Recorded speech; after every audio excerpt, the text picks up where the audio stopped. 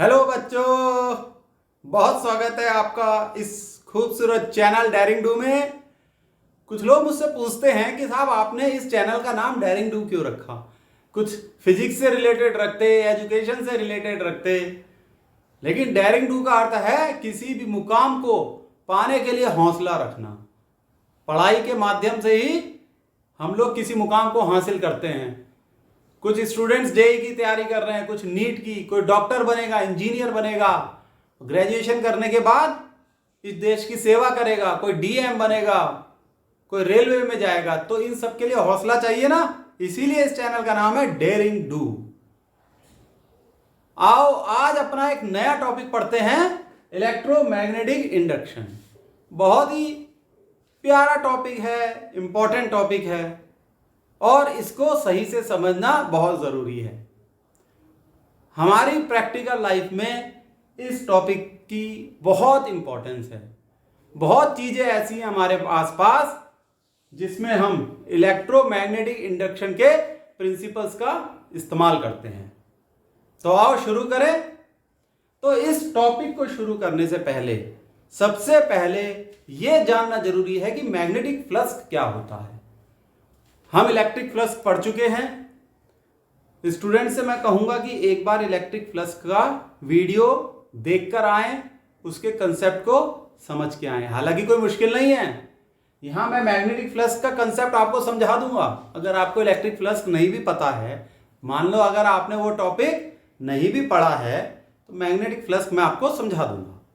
ठीक, अगर पढ़ लिया है तो मैग्नेटिक फ्लक्स आप 1.5 स्पीड पे देख लेना, तेजी से देख लेना, फौरन समझ में आ जाएगा। शुरू करें।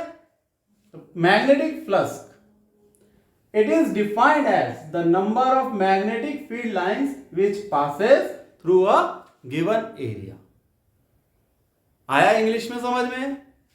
आ गया, बहुत अच्छी बात है। नहीं तो अभी समझा देते हैं एक एक शब्द का अर्थ। ये एक मैग्नेटिक फील्ड लाइंस हैं। चलो 4 मैग्नेटिक फील्ड लाइंस हम बनाते हैं।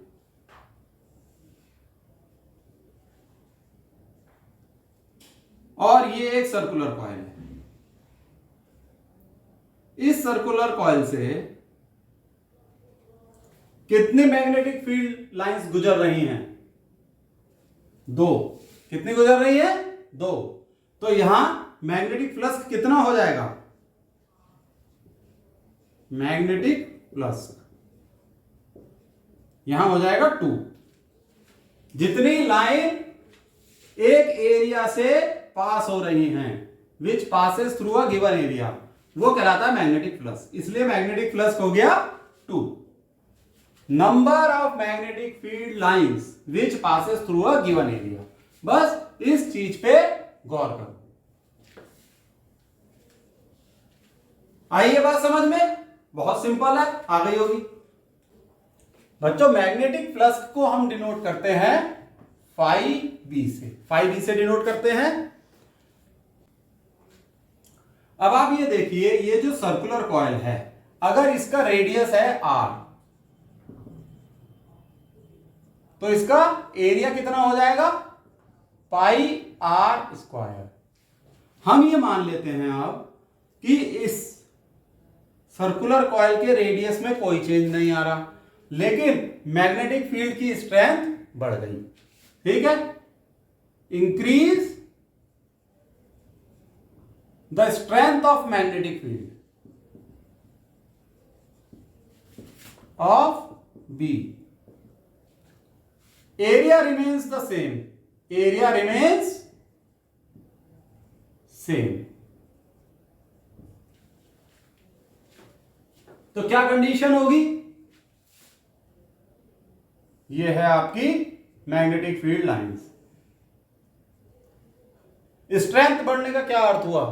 Number of magnetic field lines बढ़ जाएंगी और ये लाइंस ज्यादा नजदीक आ जाएंगी। ये देखिए, सही है ना? यही तो अर्थ हुआ। अब एरिया ऑफ द कॉइल वो सेम रहेगा। कॉइल बना दी हमने यहां,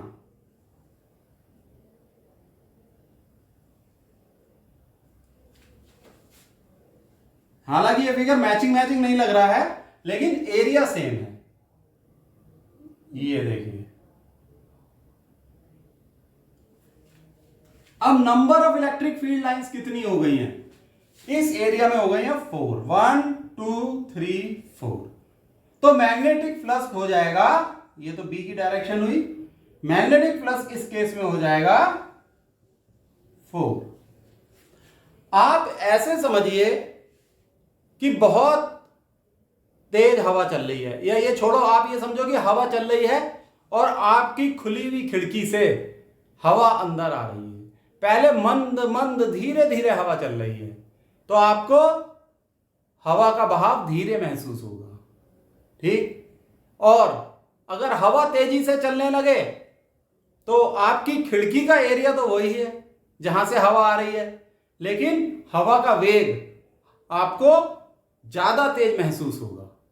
तो तेज हवा चलने को आप कंपेयर कीजिए कि मैग्नेटिक फील्ड लाइंस की स्ट्रेंथ बढ़ गई तो मैग्नेटिक फ्लक्स बढ़ गया। तो वो जो वेग आपको महसूस हो रहा है, जो हवा आपको महसूस हो रही है, वो उसे आप इमेजिन करिए कि वो मैग्नेटिक फ्लक्स है। वो आपको ज्यादा महसूस होगी अगर हवा बहुत तेज चलेगी, भले ही खिड़की का एरिया सेम रहे, ठीक है। इस तरीके से महसूस कर रहे हो ना मैग्नेटिक फ्लक्स को? चलो, बहुत बढ़िया। तो बच्चों, इसका अर्थ यह हुआ कि magnetic flux magnetic field lines की स्ट्रेंथ पे डिपेंड करता है, यानी कि बी पे डिपेंड करता है। अगर बी ज्यादा होगा तो मैग्नेटिक फ्लक्स ज्यादा होगा, बी कम होगा तो मैग्नेटिक फ्लक्स भी कम होगा। इसको हम लिख लेते हैं कोने में कि जो ये फाई बी है ये डिपेंड करता है डायरेक्टली बी पर, मैग्नेटिक फील्ड लाइंस पर। तो ये बात हमें यहां से निकल के आई। चलो अब इसे नोट कर लो, ये फिगर मैं रब कर रहा हूं।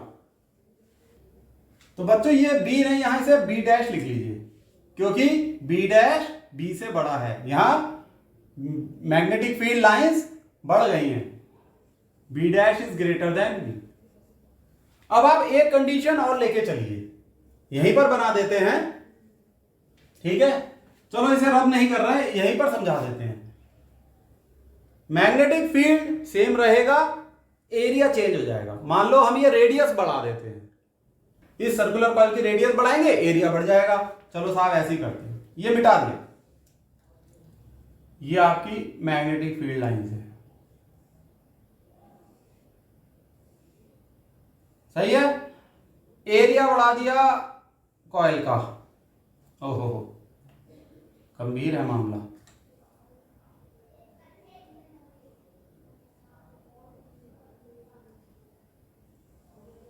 ये बढ़ा दिया साहब एरिया।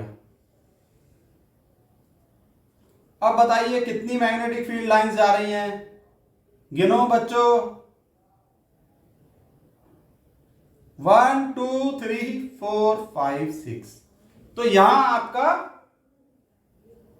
मैग्नेटिक फ्लक्स हो गया 6, ठीक है। ध्यान दो फिर से, मैग्नेटिक फील्ड स्ट्रेंथ या मैग्नेटिक फील्ड लाइंस वो सेम रही, हमने जो बढ़ाया वो कॉइल का एरिया बढ़ा दिया। एरिया कैसे बढ़ाया? कॉइल की रेडियस बढ़ा दी, तो मैग्नेटिक फ्लक्स की वैल्यू बढ़ गई। इसी तरीके से अगर हम कॉइल का एरिया रिड्यूस कर देते तो मैग्नेटिक फ्लक्स भी रिड्यूस हो जाता। इसे आप ऐसा समझो कि खिड़की से जो हवा आ रही है, आपने उस खिड़की के साइज को बढ़ा दिया, और हवा की जो वेलोसिटी है, यानी हवा जिस वेग से आ रही है उसमें कोई परिवर्तन नहीं हुआ, लेकिन आपके पास ज्यादा हवा आएगी। क्यों? क्योंकि आपने खिड़की का एरिया बढ़ा दिया। और यहीं आप खिड़की का एरिया कम कर दोगे तो क्या होगा? कम हवा आएगी। इस तरीके से चीजों को महसूस करो। तो इसका यह अर्थ हुआ कि जो मैग्नेटिक फ्लक्स वो एरिया पे भी डिपेंड करता है, सही है। तो मैग्नेटिक फ्लक्स अब दो चीजों पे डिपेंड कर रहा है, बी मैग्नेटिक फील्ड पर और ए एरिया पर।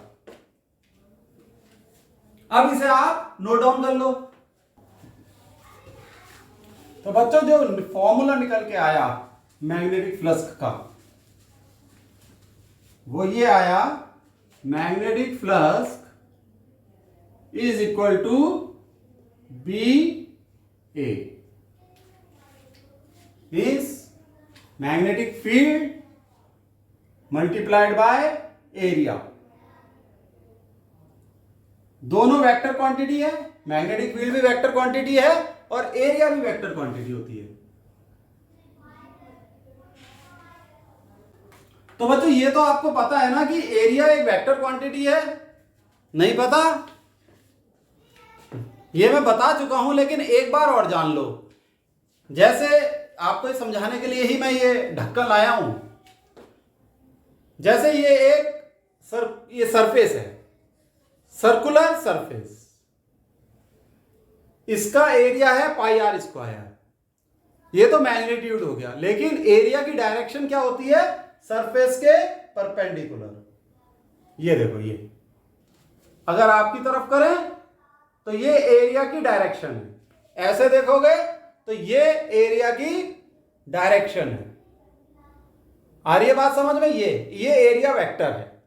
ये जो कॉइल है इसका एरिया वेक्टर इस तरफ मैग्नेटिक फील्ड की तरफ होगा। देखो ऐसे, ये है इस कॉइल का area vector.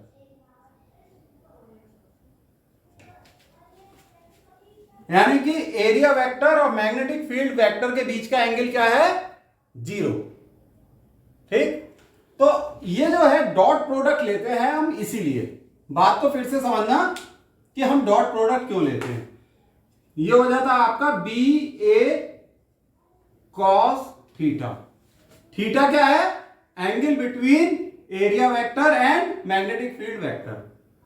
Theta is angle between area vector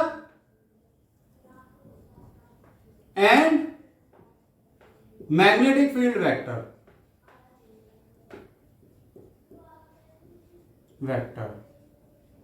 यानी area vector means A and B, इन दोनों के बीच का एंगल है थीटा। यहां पर है थीटा 0, इसलिए मैग्नेटिक फ्लक्स हो जाएगा मैक्सिमम बी ए। कुछ बच्चों ने मेरी क्लास में पूछा था कि इसे हम बी क्रॉस ए क्यों नहीं लेते हैं। अगर हम ये बी क्रॉस ए लेंगे तो ये हो जाएगा बी ए साइन थीटा। ठीक, और जब मैग्नेटिक फील्ड लाइंस इस तरीके से पास होंगी जैसे इस फिगर में दिखाई गई हैं, ये मैग्नेटिक फील्ड लाइंस सरफेस के परपेंडिकुलर है, इसलिए एरिया वेक्टर और बी वेक्टर के बीच एंगल 0 है। अगर हम क्रॉस प्रोडक्ट लेंगे तो मैग्नेटिक फ्लक्स की वैल्यू आएगी 0, क्योंकि हो जाएगा बी ए साइन थीटा। थीटा हो जाएगा 0, इसलिए फाई बी हो जाएगा 0। जबकि डेफिनेशन क्या कहती है कि कितनी मैग्नेटिक फील्ड लाइंस एरिया से पास हो रही हैं। कितनी पास हो रही हैं? 6। वो आंसर तब आएगा जब हम डॉट प्रोडक्ट लेते हैं बी और ए का। आई ये बात समझ में? तो ये जो फॉर्मूला बनता है वो बनता है बी ए कॉस थीटा। ये दोनों वेक्टर क्वांटिटी हैं, इसलिए ये दोनों का अर्थ है बी और ए दोनों वेक्टर क्वांटिटी हैं। वेक्टर क्वांटिटी का डॉट प्रोडक्ट हुआ है, इसलिए मैग्नेटिक फ्लक्स एक स्केलर क्वांटिटी होगी। तो याद रखो, magnetic flux is a scalar quantity. फिर से रिपीट करो, magnetic flux is a scalar quantity. लिख दे यहां कहीं, phi B is a scalar quantity. बहुत इंपॉर्टेंट बात है बच्चों। अभी मैंने चेक किया कि ये phi B is proportional to B, phi B is proportional to ए, ये आपके वीडियो में नहीं आ रहा था। मैंने थोड़ा कैमरा एडजस्टमेंट किया, अब आ रहा है। ठीक, तो ये भी नोट कर लेना। हालांकि जब मैं लिख रहा था तो मेरी आवाज से ही आपको पता लग गया होगा कि मैं क्या लिख रहा था। आवाज के साथ साथ नोट करते रहा करो। ठीक, हाँ, ये बात अलग है कि मुझे पहले चेक करके ये सही कर देना चाहिए था जिससे किसी बच्चे से कोई गलती ना हो। कोई बात नहीं, अब सही कर लेना, ठीक है। तो बच्चों ये है इंपॉर्टेंट फॉर्मूला 5b, इसे आप नोट कर लो।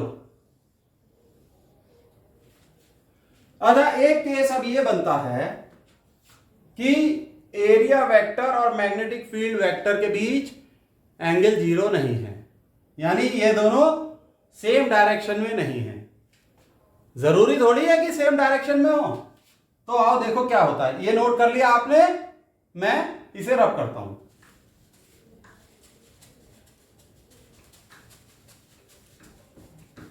चलो भाई, ये तो हो गई आपकी कॉइल। देखो, जिसका एरिया है ए, ये हो गया आपका area vector. Area vector perpendicular होता है सरफेस के, और जो मैग्नेटिक फील्ड लाइंस हैं वो ऐसे सीधी सीधी नहीं जा रही हैं, वो इस तरीके से जा रही हैं। ये देखो, ये ऐसे जा रही हैं, ठीक है। पहले कैसे जा रही थी? स्ट्रेट। अब वो एक एंगल बना रही है थीटा। तो जो ये मैग्नेटिक फ्लक्स जनरेट होता है, ये उस कंपोनेंट की वजह से होता है जो एरिया की डायरेक्शन में होता है। एरिया की डायरेक्शन में जो कंपोनेंट है वो है बी कॉस थीटा। ये हो जाएगा आपका बी कॉस थीटा। इस डायरेक्शन, इधर क्या हो जाएगा? B sine theta. तो ये जो बी साइन थीटा है, ये आप इस तरीके से समझिए, जैसे ये कॉइल है, तो बी कॉस थीटा तो ऐसे है एरिया की तरफ, बी साइन थीटा इस तरफ ऐसे। लेकिन हमारी ये डेफिनेशन क्या कहती है? वो मैग्नेटिक फील्ड लाइंस जो एरिया से पास हो रही हो ऐसे, इसकी वजह से कोई फ्लक्स जनरेट नहीं होगा। बी साइन थीटा की वजह से कोई फ्लक्स जनरेट नहीं होगा, इसीलिए यह फॉर्मूला बनता है बी ए कॉस थीटा। चलो, अब इसे भी आप नोट डाउन कर लो, यह भी इंपॉर्टेंट पॉइंट है। तो बच्चों, बात करते हैं अपने मेन टॉपिक इलेक्ट्रोमैग्नेटिक इंडक्शन की। इस कंसेप्ट के पीछे फैराडे का बहुत ही महत्वपूर्ण योगदान रहा है। तो फैराडे साहब ने कहा है कि अगर मैग्नेटिक फ्लक्स में चेंज होता है, यानी कोई भी सर्किट जिसके मैग्नेटिक फ्लक्स में अगर चेंज होता है, तो उस सर्किट में एक ईएमएफ इंड्यूस हो जाती है, और जब ईएमएफ इंड्यूस होगी तो करंट भी प्रोड्यूस होगा, और वो जो करंट प्रोड्यूस होता है वो कहलाता है इंड्यूस करंट। तो इस पूरे प्रोसेस को कहते हैं इलेक्ट्रोमैग्नेटिक इंडक्शन। और पहले इसे लिख लेते हैं और फिर इसे समझेंगे। देखो, when magnetic flux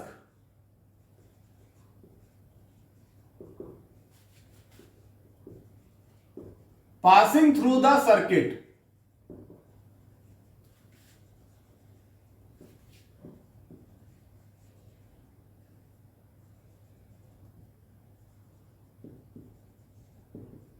changes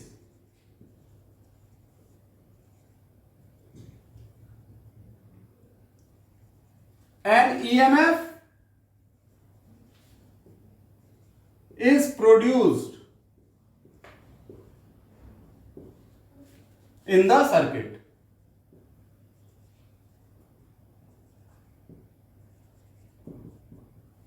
क्या अर्थ हुआ?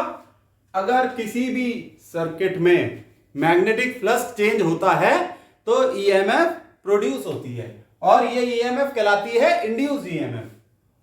This EMF is called induce EMF.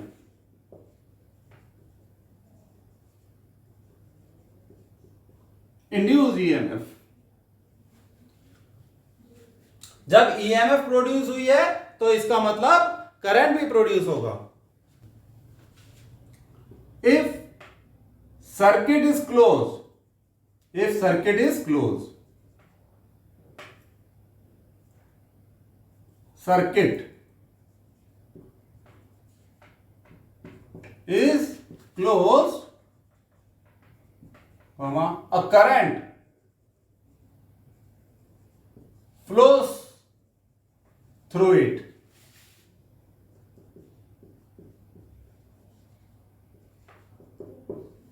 तो ये बहुत जरूरी है कि सर्किट क्लोज्ड होना चाहिए, तो करंट फ्लो होगा उस सर्किट से, और ये करंट कहलाता है induced current. This current is called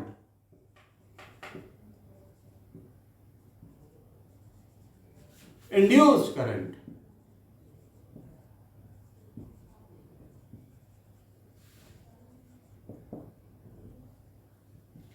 सही है बच्चों, ये बात समझ में आ गई. ये करंट कहलाता है इंड्यूस्ड करंट. एक इंपॉर्टेंट लाइन और लिखो, it last only while the magnetic flux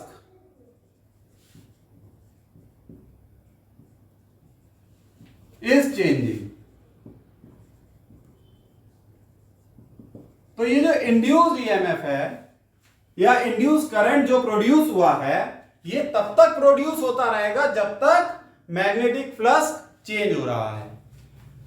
जैसे ही मैग्नेटिक फ्लक्स चेंज होना बंद हो जाएगा तो करंट प्रोड्यूस होना बंद हो जाएगा, इंड्यूस ईएमएफ बननी बंद हो जाएगी. तो यह फिनोमिना कहलाता है इलेक्ट्रोमैग्नेटिक इंडक्शन. लिख लो, दिस फिनोमिना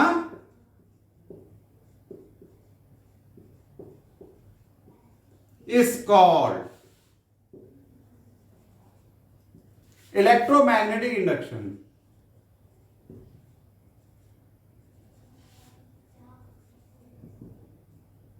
इंडक्शन.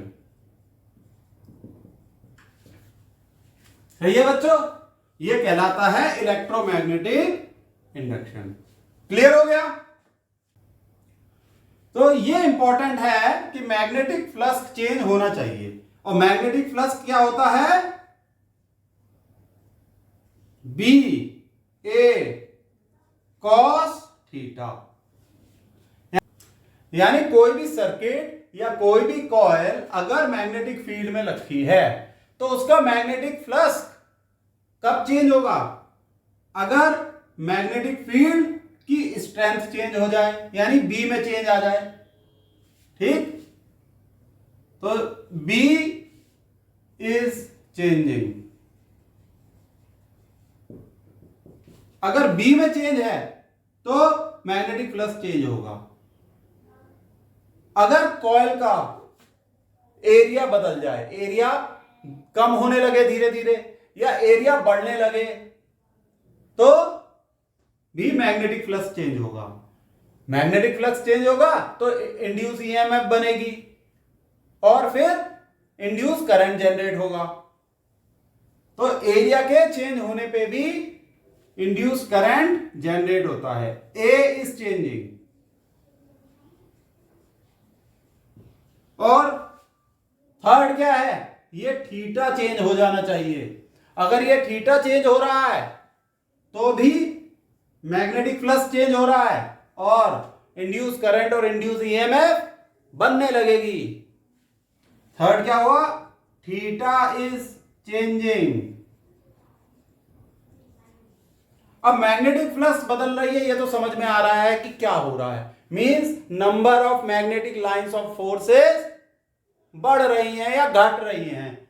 बी बढ़ता है यानी मैग्नेटिक फील्ड की स्ट्रेंथ बढ़ती है, तो number of magnetic lines of forces बढ़ जाती हैं. बी की स्ट्रेंथ कम हुई, मैग्नेटिक फील्ड की स्ट्रेंथ कम हुई, तो number of magnetic lines of forces reduce हो गई, तो मैग्नेटिक फ्लक्स चेंज हो गया. एरिया भी साफ समझ में आता है. कॉइल का एरिया बढ़ रहा है, घट रहा है, ये बात समझ में आती है. थीटा चेंज होने का क्या अर्थ हुआ? कि बी और ए के बीच का एंगल चेंज हो रहा है. जैसे इस ढक्कन को लें, इस ढक्कन का एरिया वेक्टर है ये, ये कॉइल है, एरिया वेक्टर है ये, मैग्नेटिक फील्ड भी समझ लो इसी डायरेक्शन में लग रहा है, तो थीटा है 0। अगर ये कॉइल रोटेट होने लगे, भाई मैग्नेटिक फील्ड की डायरेक्शन तो यही है, सामने जा रही है, लेकिन अगर ये कॉइल रोटेट होने लगे ऐसे, तो एरिया वेक्टर चेंज हो गया। अब मैग्नेटिक फील्ड और एरिया वेक्टर के बीच एंगल 0 नहीं है, वो कुछ है थीटा। अब ये थीटा लगातार चेंज होता रहे, और ये कब चेंज होगा? अगर ये कॉइल मैग्नेटिक फील्ड में रोटेट होती रहे, तो ये थीटा चेंज होता रहेगा। आ रही है बात समझ में? ये थीटा चेंज होगा अगर ये कॉइल रोटेट होगी, यानी जब कॉइल रोटेट होगी मैग्नेटिक फील्ड में, तो मैग्नेटिक फ्लक्स चेंज होगा, और जब मैग्नेटिक फ्लक्स चेंज होगा तो ईएमएफ जनरेट होगा और करंट जनरेट होगा। ये कंसेप्ट समझ में आ जाए तो इसके बाद अगले वीडियो में हम पढ़ेंगे फैराडे का एक्सपेरिमेंट और फैराडे के लॉ। एक्सपेरिमेंट करके फैराडे ने क्या ऑब्जर्व करा ये भी समझेंगे। तो आज के वीडियो के लिए इतना बहुत है, अगला वीडियो होगा हमारा फैराडेज लॉ पे। ठीक है बच्चों, आज के लिए बाय, सी यू।